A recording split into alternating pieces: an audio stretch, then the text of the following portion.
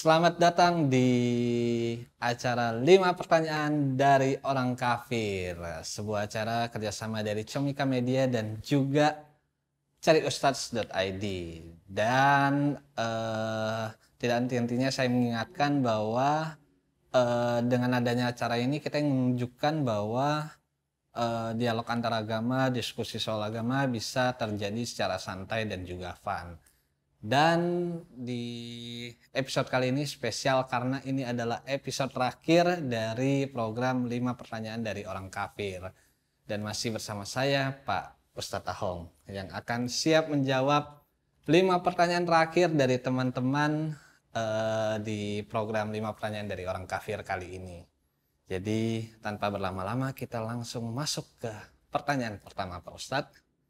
Pertanyaan pertama dari Niken Sempoa.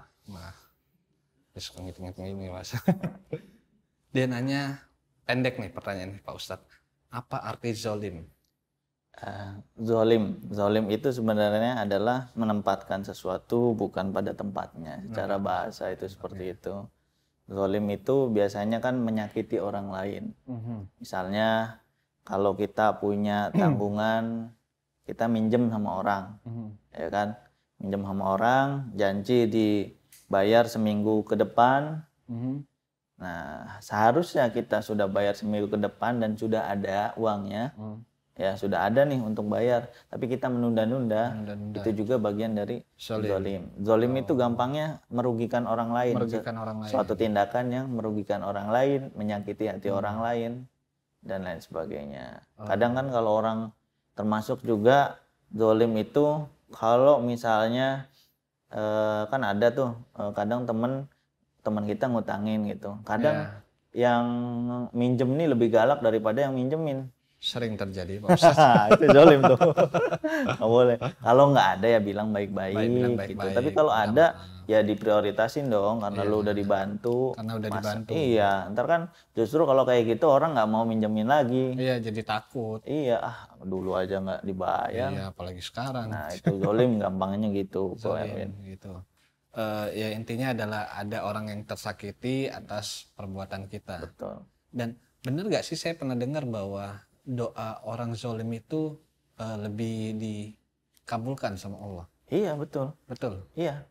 Jadi doa ul mazlum mustajab. Doanya orang yang teraniaya itu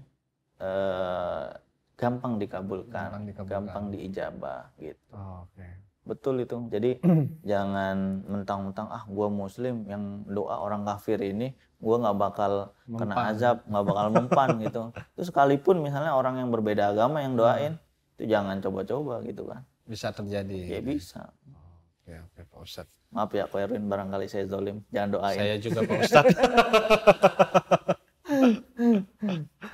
Kita langsung lanjut ke pertanyaan kedua Pak Ustadz di episode terakhir kali ini. Pertanyaan dari Alif Oyong. Dia suka makan yang ijo-ijo kuah gitu. Dia nanya, bolehkah sholat sambil duduk? Soalnya saya pernah melihat teman saya yang Islam sholat di pesawat dalam keadaan duduk. Pertama kita rinci dulu. Kalau sholat wajib dalam keadaan kita masih dalam keadaan sehat, sholat wajib itu sholat 5 waktu itu. Kita masih dalam keadaan sehat, maka kita harus dalam keadaan berdiri, nggak boleh duduk. Kalau sholat sunnah, baik itu kita sehat ataupun tidak sehat, itu boleh milih mau diri, mau duduk, mau sila gitu duduknya, mau selonjor, boleh aja. Kalau itu sholatnya sholat sunnah. Kalau sholat wajib itu harus berdiri kalau lagi sehat. Kalau lagi sakit ya fleksibel aja. Nah tapi kalau konteksnya dalam keadaan tempat yang mungkin tidak memungkinkan untuk sholat berdiri, diperbolehkan sholat duduk? Ya boleh. Kalau untuk biasanya dalam Islam itu ada kalau bepergian jauh ya, bepergian jauh itu ada yang namanya jamak. Jamak. Artinya gini, jamak tuh sholat duhur misalnya, aku masih di perjalanan nih, sholat duhur nanti ditaruhnya di waktu sholat asar. Iya. Zuhur itu kan jam 12-an. 12-an. Asar jam setengah 4. Setengah 4. Nah, kita taruh di sana. Nanti pas kita udah datang di tempat baru kita sholatnya digabung. Oh, Gitu. oke. Tuh ada yang seperti itu. Tapi kalau sholat wajib itu ya harus berdiri kalau mampu.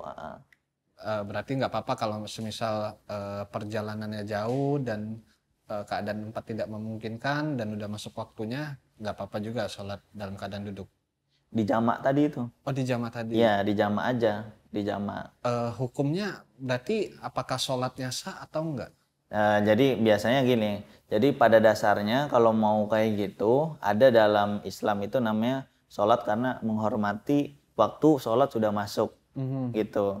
Jadi kalau sholat sambil duduk, ya itu simbolis aja bahwa kita udah sholat. Cuman ada sebagian ulama yang berpendapat bahwa kalau sholat itu harus diulangin lagi nanti kalau kita dalam keadaan normal. Oh, gitu. Ya rada ribet juga sih. Ya, Kalau biar nggak double-double gitu ya tadi solusinya di jamak. Berarti ya kalau ada yang sholat sambil duduk ya untuk menunjukkan simbolis saja bahwa oh ini udah masuk waktu sholat, saya harus sholat gitu. Betul. Oke. Kecuali sholatnya sholat sunnah. Kalau sholat sunnah itu bebas. Itu bebas. Oh, sholat sunnah itu di luar sholat 5 waktu itu tadi kan? Iya. Siap. Kita lanjut ke pertanyaan ketiga, Pak Ustadz. Ini dari Yono Koreng. Sering jatuh. Dia nanya, kan sempat viral Pak Ustadz tarawih kilat. Itu bagaimana tanggapan Pak Ustadz tarawih kilat? Biasanya ada ininya tuh, ada joknya di media sosial. Oh. Ya. Kalau cari diskonan, ikut Muhammadiyah sholat tarawihnya. Oh ya. Karena nggak 20, cuma 8. Tapi kalau cari patas, ikut NU gitu. Ikut NU. Nah, tapi itu joke aja di media sosial, nggak semua orang NU kayak gitu. Gitu. Karena dalam sholat ini kita harus menjaga syarat dan rukunnya. Syarat dan rukun sholat itu diantaranya ya bacaannya harus fasih. Jelas gitu ya. Terus juga harus ada jeda antara satu gerakan ke gerakan yang lain. Nggak bisa langsung ruku, sujud. Nah, itu orang kayak apa, kasihan orang yang udah kakek-kakek kan. Bener sih. Kasihan. Iya. Nah, artinya kalau saya sih lebih milih misalnya daripada 20 rakaat banyak-banyak tapi kilatnya kayak gitu. Ya, mendingan 8 tapi pelan-pelan gitu ya. Kalau mau 20 ya tetap harus pelan-pelan. Tapi secara aturan di agama Islam diperbolehkan nggak sebenarnya? Ada yang namanya dalam sholat tuh harus ada tumak ninah. Tumak ninah itu adalah berhenti sejenak antara satu gerakan sholat ke gerakan yang lain. Dari misalnya dari ini diri terus ruku, berhenti dulu sejenak terus berdiri. Nah, selagi itu terpenuhi itu sah sholatnya. Itu sah sholatnya. Iya. Berarti mesti ada jeda antar gerakan. Iya, betul. Tapi kalau udah nggak ada jeda sama sekali, patas banget gitu kan, nah itu bisa nggak sah sih. Bisa nggak sah itu namanya. Oke, kalau gitu Pak Ustadz. Kita lanjut ke pertanyaan keempat dari Alex Bonding. Rambutnya lurus-lurus gimana gitu ya. Dia nanya, apa itu tayamum? Tayamum. Nah, jadi kalau kita ingin beribadah, itu kita harus bersuci, wudu. Kalau nggak ada air untuk wudu, kita makanya tayamum. Atau kalau misalnya lagi sakit, kata dokter nggak boleh pakai air, kita harus tayamum. Tayamum makanya debu. Iya, makanya debu. Jadi yang diusap itu gini caranya, gini mukanya kanan sama tangan aja. Jadi muka sama tangan aja. Jadi pas di muka niat, terus sama di tangan gitu. Nggak usah yang sampai ke telinga, kaki gitu. Nah, nanti bahaya kalau junub. Junub itu mandi wajib.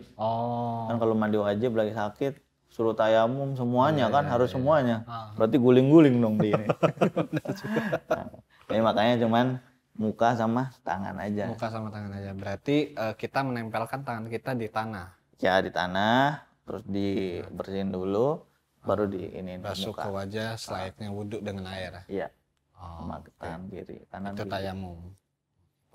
Tapi hitungannya setelah tayamum kalau emang kondisinya emang nggak boleh kena air, sholatnya tetap sah. Ya, sah. Tetap sah. Sah.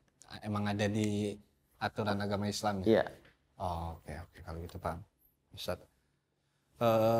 Kita sudah sampai di pertanyaan terakhir Pak Ustadz. Di pertanyaan terakhir, di episode terakhir 5 pertanyaan dari orang kafir. Pertanyaan terakhir dari Lutfi Pasif. Nah, dia ngomong selalu pakai di, nggak pakai me. Imbuhannya ya. Dia nanya, saya sering nonton bola dan melihat pemain bola muslim selebrasi gol dengan cara sujud. Habis gol nyetak gol, sujud. Itu boleh nggak sebenarnya? Ya, pada dasarnya yang namanya sujud di luar sholat itu ada namanya sujud tilawah. Sujud tilawah. Ada namanya sujud syukur. Sujud tilawah itu sujud di mana kalau ada orang baca ayat-ayat tertentu dalam Al-Quran, misalnya disuruh bertasbih sama Allah, nah itu ada namanya sujud tilawah. Sujud tilawah. Nah, ada namanya sujud syukur. Sujud syukur itu sujud bentuk rasa syukur kita kepada Allah ketika mendapatkan suatu kenikmatan. Nah, begitu. Nah, umumnya atau pada dasarnya yang namanya sujud itu harus ada terpenuhi 4 hal. Pertama, dia harus dalam keadaan suci, niat, terusnya takbir, takbir Allahu Akbar, sujud sekali, duduk, terus salam. Assalamualaikum, assalamualaikum. Oh, harus begitu? Pada dasarnya itu. Pada dasarnya. Tapi ada pendapat ulama lain, kan nggak mungkin juga. Misalnya, Liverpool apa? Inter ya? Inter. Saya Inter. Iya, Inter. Saya Liverpool gitu kan. Kalau salah habis ngegolin gitu nggak mungkin juga wudu dulu. Ya kan? Nggak mungkin juga ini dulu lama nungguin wasitnya. Iya. Nggak apa-apa. Lanjut aja Muhammad Salah, nggak apa-apa. Nah, itu ada pendapatnya juga boleh karena itu kan bentuk rasa syukur dia ya. Udah golin tuh. Iya. Itu boleh, ada yang bolehin langsung sujud aja. Langsung sujud aja boleh, dibolehin jadi. Ya nggak harus yang 4 kriteria tadi. Nggak harus yang ucap salam juga gitu ya. Oke. Ya dilihat juga gitu, kalau habis nyetak gol ya nggak apa-apa sujud syukur gitu kan. Iya. Takutnya kiper yang kebobolan sujud syukur. Jadi lu kenapa dia yang bersyukur? Berarti diperbolehkan ya, itu istilahnya adalah bentuk syukur pemainnya karena mendapatkan kenikmatan setelah mencetak gol tadi gitu ya. Kalau misalnya lagi nggak main bola kan, kita lagi waktunya senggang, sebaiknya yang 4 tadi itu. Dalam keadaan suci, kemudian takbir dulu, niat, salam. Gitu, ada sujudnya. Tapi kalau kayak pemain bola kan susah juga. Iya, benar. Ditungguin ntar. Langsung injury time. Oke Pak Ustadz, kita udah selesai 5 pertanyaan. Pak Ustadz juga udah menjawab 5 pertanyaannya dengan baik. Semoga program 5 pertanyaan dari orang kafir ini bisa ada ilmunya lah buat teman-teman yang mudah-mudahan ada edukasi, ada sesuatu hal yang baik yang bisa ditangkap dari obrolan kita di episode ini. Dan karena ini adalah episode terakhir, kita akan berjumpa lagi di Ramadan tahun depan. Mudah-mudahan. Kalau ada callingan. Kalau nggak ada, saya yang calling Pak Ustadz sendiri ya. Ya mudah-mudahan sih harapannya nggak ini aja ya, nggak pas Ramadan aja. Iya. Hari-hari ya biasa gitu, biar orang tuh nggak ini banget gitu, nggak sepaneng banget melihat orang yang beda agama langsung marah gitu kan. Kan ada yang kayak gitu ya. Biar kita dialog. Nanti mungkin lain waktu saya yang nanya-nanya ke Ko Erwin gitu kan. Boleh. Cuma kalau saya yang jawab takutnya pada nggak ngeh gitu. Ini ngomongin apa gitu. Karena kan agamanya saya berbeda, saya non muslim, saya agamanya tahu ya, nggak apa-apa kan. Ya, jadi mungkin sedikit teman-teman yang tahu. Ya mungkin kalau itu menarik dan pengen tanya jawab ya boleh juga gitu. Cuma sayanya takut salah jawab. Ilmu agama saya masih bisa dibilang cetek Pak Ustadz. Oke Pak Ustadz, terima kasih sudah bersedia meluangkan waktunya di 17 episode kita di program 5 pertanyaan dari orang kafir. Kita berdua pamit. Jadi ke teman-teman yang menyaksikan, selamat Hari Raya Idul Fitri buat teman-teman. Mohon maaf lahir batin. Lahir batin. Dan sampai jumpa. A'udzu billahi minasy syaithanir rajim.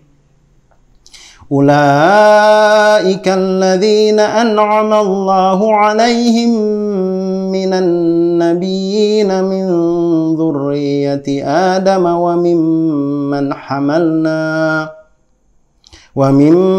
hamalna ma'a Nuhin wa min dzurriyyati Ibrahim wa Israil wa mimman hadayna wajtabaina idza tutla 'alaihim ayatur rahmani kharru sujjadan wa bukiya.